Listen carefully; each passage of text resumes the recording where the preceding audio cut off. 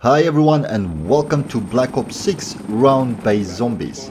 In this video I will go through the basics of Black Ops 6 zombies for anyone who's only just starting with this mode. Hopefully by the end of this you have a much better idea of how it works and what to do in it. Let's begin with the core question: what is round-based zombies? Simply put, it's a cooperative PvE mode in Call of Duty in which a team of up to 4 players fights against increasingly more difficult waves of zombies. Zombies can be played in a pre-assembled party of up to 4 players, with random teammates or solo.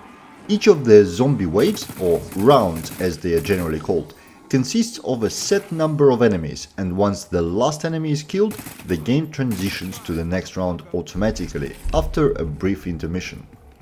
Generally, each subsequent round spawns more enemies than previous, while also elevating zombies' health, damage, as well as the number of harder zombies and mini-bosses in the round. An exception to it is special rounds, that usually spawns one specific type of zombies and possibly a mini-boss associated with them. You'll notice a special round by presence of haze or glow in the environment and a specific audio cue. The general purpose of round-based zombies game is to survive as many rounds as possible, complete the main quest, usually referred to as Easter egg, complete many of the secret challenges on each of the maps, or some combination of all those. Starting from the round 10 and every 5 rounds, the player has an option to exfil from the map, which successfully finishes the game and grants certain additional rewards. With that base premise of the game sorted, let's start digging deeper into many of the systems it offers. And since weapons are the central part of any Call of Duty title, that's what we'll look at first. When loading into the zombies game, you have a weapons loadout you can choose to take with. If you only just launched the game for the first time, you can't edit it yet, but the option to modify your loadout unlocks really soon at player level 4. In the loadout, you can choose one primary weapon, one melee weapon, as well as your tactical and lethal equipment. You can also select your field upgrade and Gobblegums pack, but we'll cover that in a bit. The selection of weapons and equipment is the same as for other modes in Black Ops 6, and you can use all the same attachments, gunsmith customization and blueprints that you have unlocked. As the game goes through its life cycle, meta weapons and builds will develop and change, but the game offers a variety of ways to change your weapons as you go, so don't get too fussed about it at the start. However, if you made yourself a specific build that you really like, or got a really good blueprint from Battle Pass or Bundle, you can specify that build as your zombies build. Then, this exact build will be used in the game for any purchase of the same gun, which is very neat. Any weapon you bring into the game with you has a common rarity. That is indicated by a grey background on your ammo indicator on the HUD. Common rarity means nominal base damage, and as rounds progress and zombies receive increasingly more health, common guns quickly become ineffective. Higher rarity weapons are essential in surviving more rounds, so it's important to remember them. Luckily, the system is not hard to learn and follows the industry standard coloring scheme. So, as mentioned, common rarity has grey or kind of white color designation and offers no bonus damage.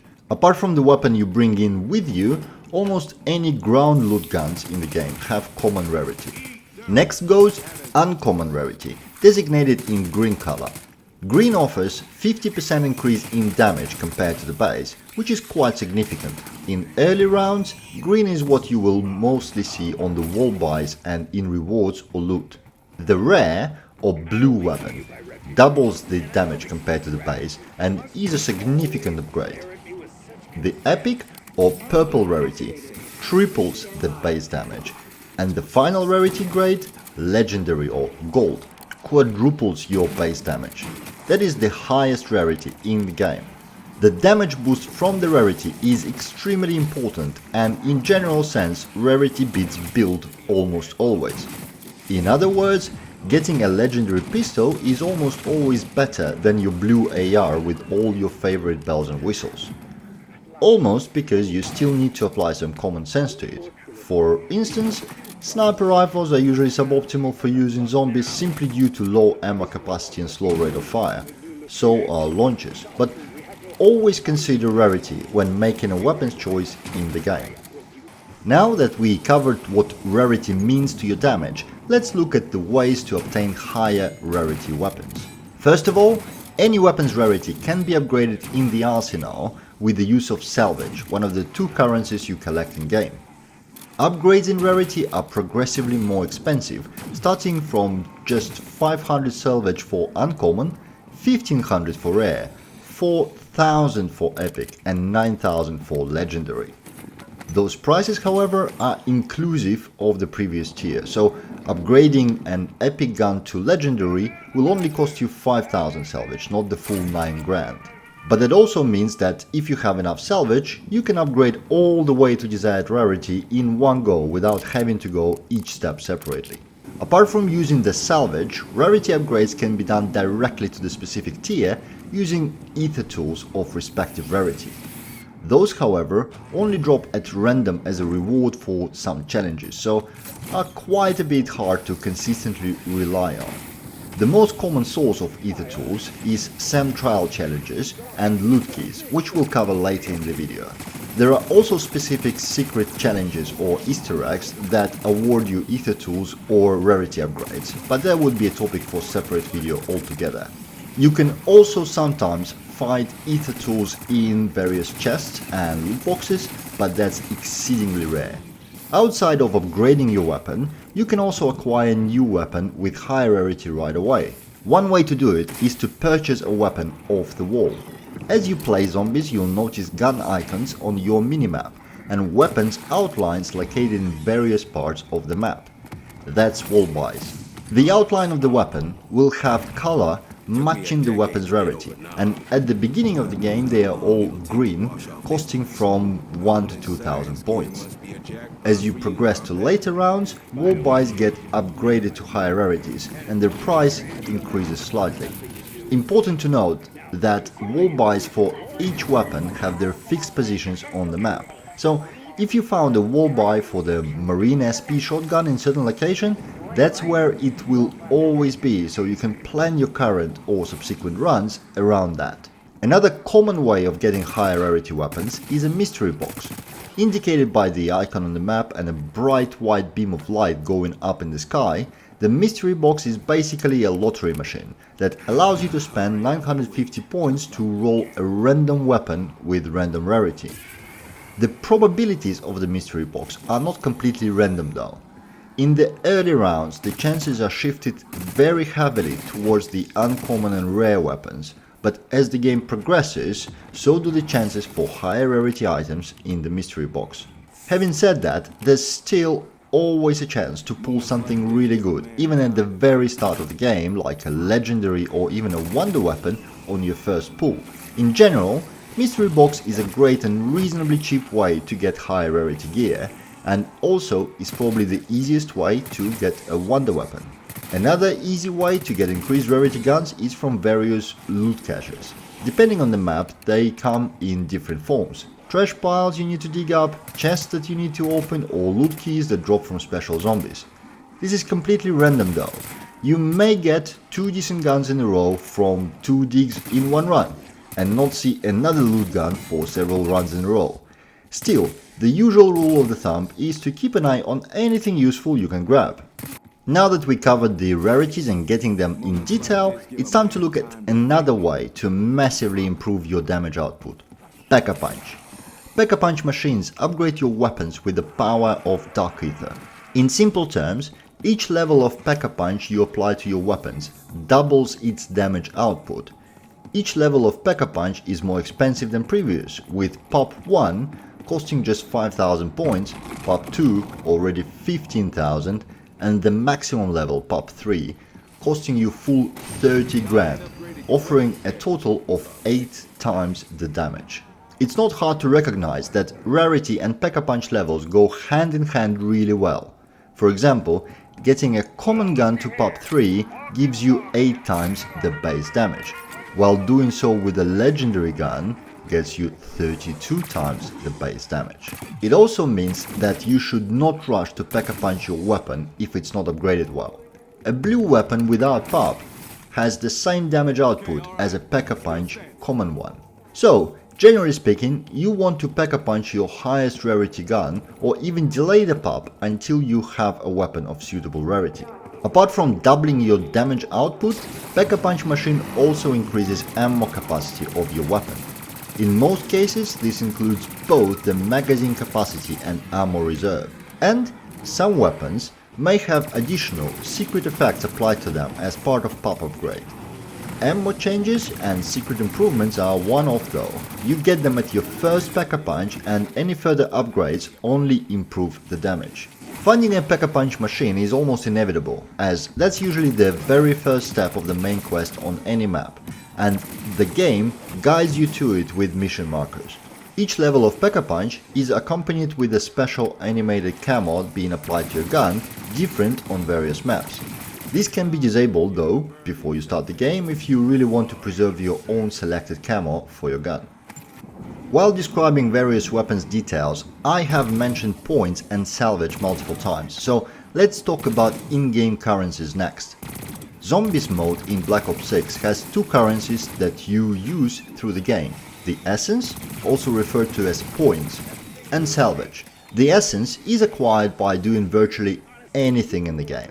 You get it for killing the enemies, from power-ups, for completing certain tasks and challenges, as part of various Easter eggs, and even as simple ground loot. Essence is basically your money that you accumulate while playing. You can spend Essence on various things too. In the very early rounds, you have to spend Essence to unlock parts of the map to progress further. You use Essence to buy weapons from the wall buys and mystery boxes, to buy perks from various machines across the map, to Pack-a-Punch your weapons, to buy transportation, to activate traps, start S.A.M trials, and so on. In other words, Essence is absolutely essential, pun intended. The timing of many of your actions will depend on your points balance, and many key decisions will be around spending your points too. Salvage is the secondary currency that you use in crafting and upgrades. The main source of salvage is drops from killed zombies, though smaller amounts of it can be found in ground loot, in loot caches, and are awarded as part of the challenges. Some weapon attachments, like suppressors, also grant a bonus to salvage drop rates. You use your salvage in two main locations, the arsenal and the crafting table. Arsenal allows you to upgrade your weapon's rarity using salvage, and also allows you to add ammo mods to your gun. Ammo mods only cost 500 salvage and are extremely useful since they add elemental damage to your weapon, as well as additional effects like freezing or stunning your enemies, or even turning them to fight on your side. Also, ammo mods are usually required during certain steps of the main quest or during the secret challenges and side Easter eggs. The crafting table allows you to craft a variety of items to use in-game. Those are divided into three categories: support, tactical, and lethal. Support category includes additional armor plates, self-revive kits, and kill streaks you can use against hordes of zombies. Tactical includes all the tactical equipment you can choose as part of your loadout, plus two additional crafting-only items that are extremely powerful: the Symbol Monkey and Casimir grenades. Lethal equipment is the same as lethals you can bring in with the loadout. The next important bit to cover is Wonder Weapons. Wonder Weapons are special, zombies-only guns of immense power, usually in the form of some crazy sci-fi or magical contraption with unique capabilities. Wonder Weapons always come in legendary rarity and are highly sought after. Some Wonder Weapons can be found on any map, others are map specific. At launch, zombies include three Wonder Weapons: the Beam Smasher, the Jet Gun, and Ray Gun. The Beam Smasher is specific to the Terminus map and is a brand new gun in the franchise. It has two attack modes: extremely powerful beam to mow down the horde, and secondary attack that slows down and weakens any zombies caught in its way. The Jet Gun is specific to the Liberty Falls map and is a return of Black Ops 2 Classic, and can either suck in unlucky zombies to kill them, or release a huge blast around the player with massive damage and kickback effect. The ray gun would be familiar to pretty much any zombies player and is an iconic weapon that looks like an alien pistol from an old sci-fi movie. The ray gun emits circular wave-like projectiles that, apart from causing the damage to the target, have a pretty powerful area damage as well. The intro video for Liberty Force includes another wonder weapon, Wunderwaffe TG2, but at this point I don't know if it can be acquired in-game, but surely it will be added later. Just like regular weapons, wonder weapons can be upgraded in a Pack-a-Punch machine to further increase their potency. Ammo mods, however, cannot be applied to them, and since they are already legendary, you can't upgrade the rarity further. There are multiple ways to obtain a wonder weapon, and they can be divided in two broad categories: easy but random and hard but guaranteed. Easy ways to get a wonder weapon include getting one from a mystery box, receiving one from legendary trial reward, getting one using a loot key, or randomly finding one in the chest. The problem with each of these methods is they are fully and purely RNG based, and neither is very reliable. Usually when you really want to get a wonder weapon from either of these ways, you just don't. You spend tens of thousands of points rolling a mystery box, you do trial after trial and get everything else but not the wonder weapon you want. But the opposite is also true, and it just drops from a random chest when you expected the least. A general rule here is to just engage with all those methods consistently and you'll have your wonder weapon often enough to enjoy it. A hard but guaranteed way includes completing steps of the main quest. Each of the zombies maps includes a main quest line that inevitably leads to acquiring a wonder weapon in the progress, and usually even requires it to further progress the story. At the launch of the map, the main quest is hidden and requires the community to engage in Easter egg hunt to reveal all the steps required to complete it. However, after some time has passed, a special guided mode is released for each map that allows even completely new players to walk through the main quest and complete all necessary steps. Obviously, details of the main quest for each map is subject for separate videos. The perks, or perk-a-collars, are specially brewed ether-infused drinks that give the player certain permanent and unique abilities. Perks are acquired by spending essence in perk machines spread across the map, but can also be received as reward for various challenges. At launch there are 8 different perks in the game. Juggernog, that increases your health by 100, Quick Revive, that reduces the health regen delay and time to revive a teammate, Speed Caller, that reduces the time required to reload a weapon or replate the armor, Stamina, which increases your movement speed, PhD Flopper, that grants you an immunity to self-inflicted damage and creates an explosion each time you dolphin dive, Deadshot Daiquiri, that gives you an actual aimbot by snapping to the critical part when you ADS at the enemy, and also increases the critical damage as well. Elemental Pop, that applies a random ammo mod effect to some of your shots, and Melee Macchiato, that replaces your weapon's melee attack with extremely powerful punch.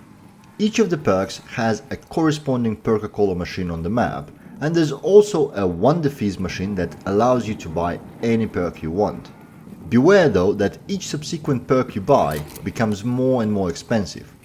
Being downed by the enemies removes some or all of your perks depending on how long you remain down. All perks are very beneficial and help a lot in surviving the crazy onslaught of later rounds. As you play the game, you'll surely assemble your own top priority list of favorite perks that suits your style the best. Another life-saving item in your arsenal comes as part of your loadout, your field upgrade. Field upgrades are special devices that are charged by killing zombies and can be activated at will once charged. At launch, there are 5 field upgrades available. Energy Mine, which is usually the first field upgrade players interact with since it's unlocked on level 1. When activated, it drops an orb of energy on the ground, which detonates in a massive blast when any zombie comes close to it. Energy Mine is a one-shot kill for any regular zombie and deals massive damage to special zombies too. Frenzied Guard, upon activation, repairs all of your armor and aggroes any zombies that you specifically. This can be very useful to lead the horde away from your teammates or get all the zombies in a specific location that you want. Any kills that you do while Frenzied Guard is active also repair your armor. Healing Aura, when activated, instantly revives any downed teammates and heals everyone in the team to max health. Ether Shroud makes you invisible to surrounding zombies, and if you're solo, de-aggro snap. It's extremely useful to escape bad situation or to revive a teammate without being attacked. Dark Flare is an offensive field upgrade that generates a beam of dark ether energy damaging anything in its path. The field upgrade you choose as a part of your loadout can be changed at any point during the game by pressing the pause menu, but changing your active field upgrade will reset its recharge progress, so be mindful of that. Recharging your field upgrade requires a set number of kills regardless of how much time has passed from the last use. It can also be done instantly by picking up a full power power-up. Kills made while insta-kill power-up is active do not count towards the recharge. Since I mentioned the power-ups just now, let's look at this mechanic a bit closer. The concept should be familiar to anyone who played any arcade games ever. Sometimes when you kill an enemy, it drops a shiny bonus item that gives some temporary or momentary bonus. Power-ups are largely random and come in 7 basic flavors.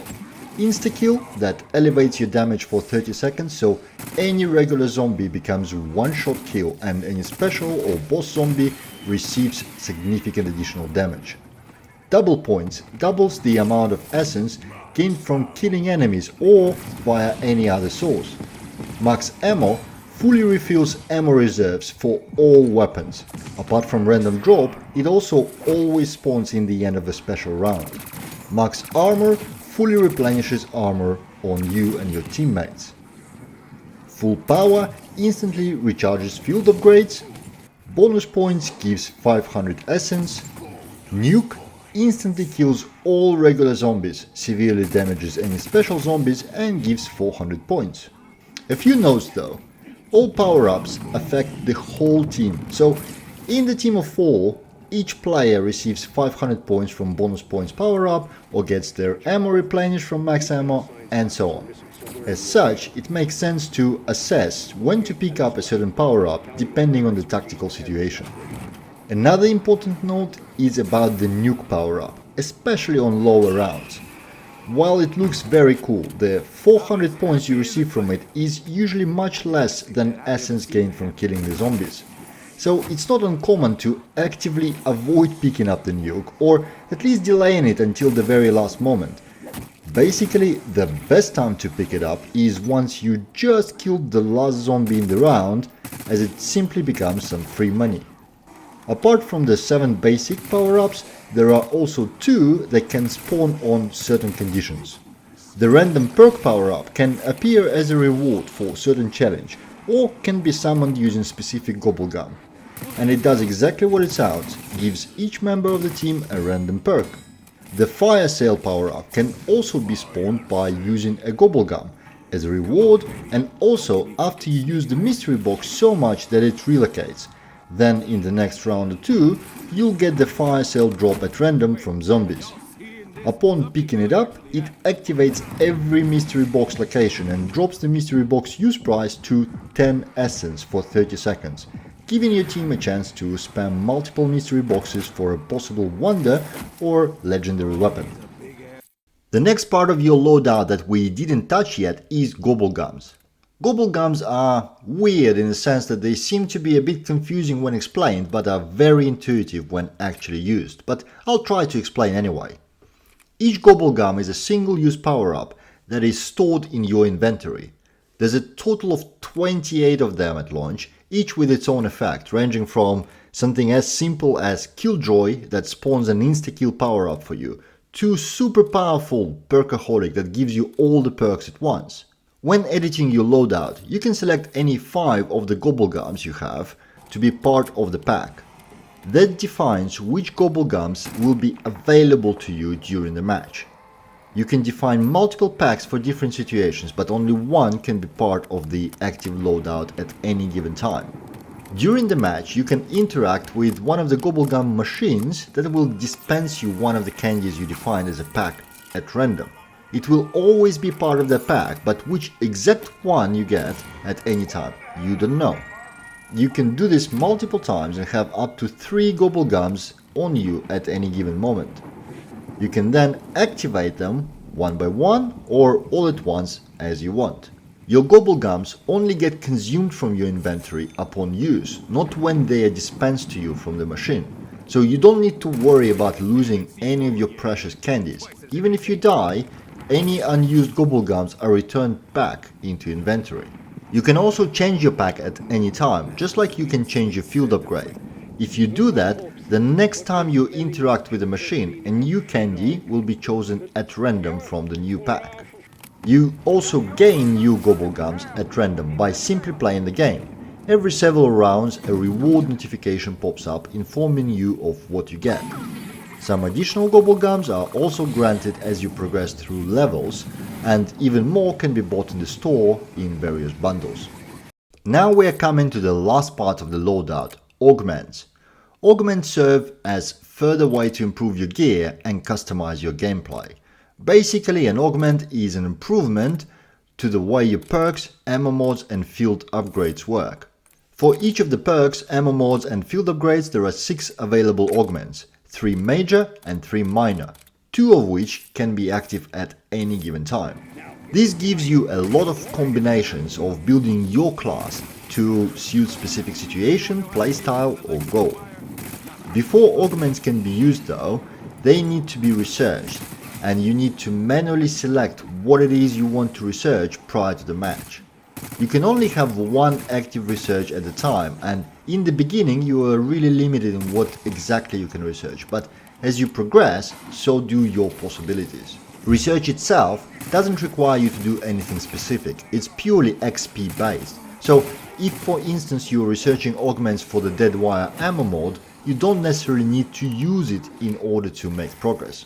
Researching everything is going to take some considerable time, so make sure to plan ahead and change your research based on your preference and immediate needs.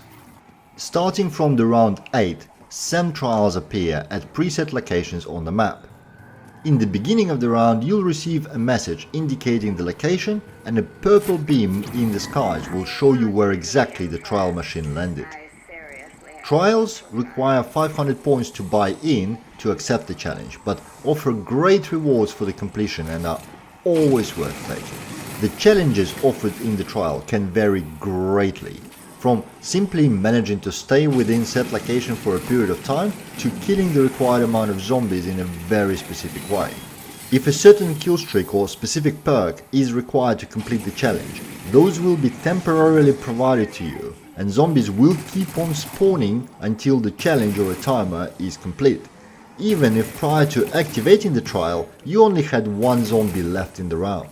As you complete 1/3 of the challenge, you will be eligible to the lowest tier reward indicated by the blue icon.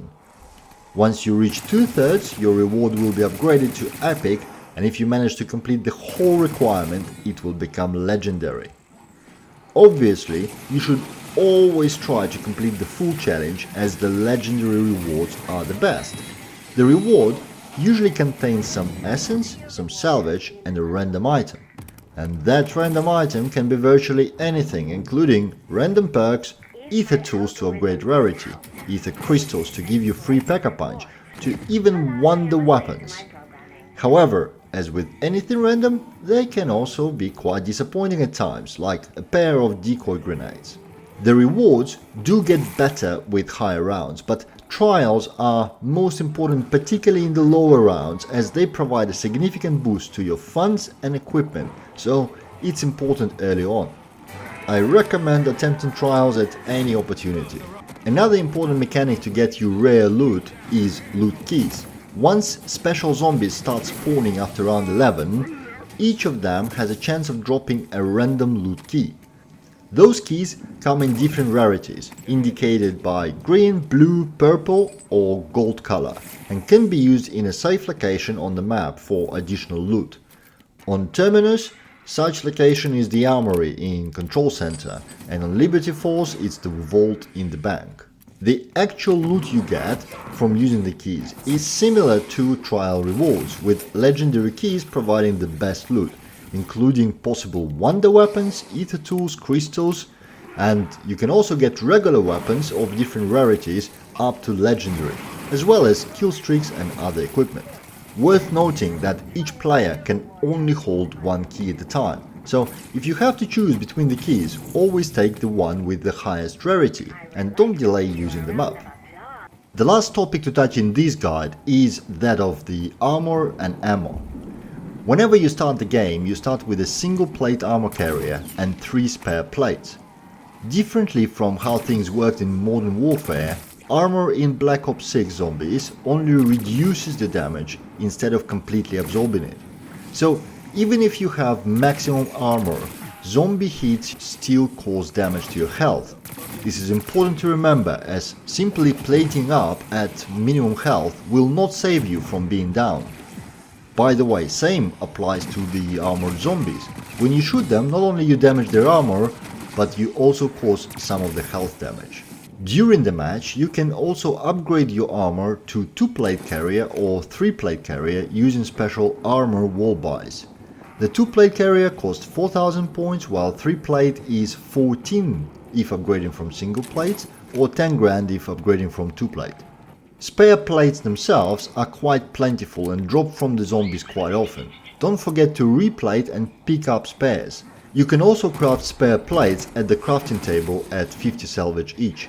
Ammo in the game requires some management too. Ammo drops from zombies are very rare and only really happen from special zombies. So always keep an eye on those max ammo power-ups, they are very valuable. You can also refill the ammo in ammo caches located all around each map. These does cost essence though, and the higher your Pack-a-Punch level, the more expensive ammo refills become. Wonder weapons can also be refilled that way too, but the prices are even higher. When you Pack-a-Punch a weapon, your ammo gets refilled automatically, so don't spend cash on refilling it if you're about to use the pop machine. Also note that critical shots do much more damage to zombies than regular ones, so keeping your crits high is very useful in your ammo management. Sheesh, there was quite a bit of a ground to cover in terms of details and mechanics, so in the closing, just a few general and pretty basic tips. First of all, don't be afraid to try and experiment. Round-based zombies is not an extraction shooter. You do not lose anything in case of failure, so there's no reason to hold back and being too careful.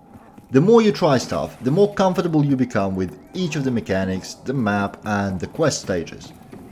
Next, remember the round-based nature of the game. Each round has a preset number of enemies, so use it to your advantage. Once you see the number of enemies decreasing, slow down the murder spree too. You almost always want to leave the last zombie in each round alive for at least some time. This gives you some breathing space, time to calm down after rush of the battle, and chance to do your upgrades, buy items or simply explore the surroundings without pressure.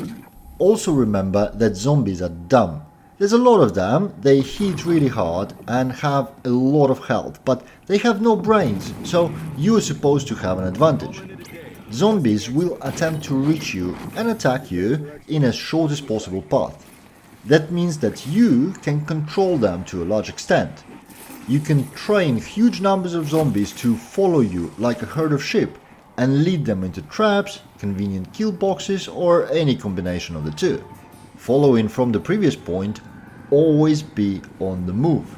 Zombies will always try to beeline at you, so standing still means you'll have enemies approaching from every angle. Never get yourself in the corner. Being pressed into the wall is usually the way to die in zombies. Always move. And don't hold back your items.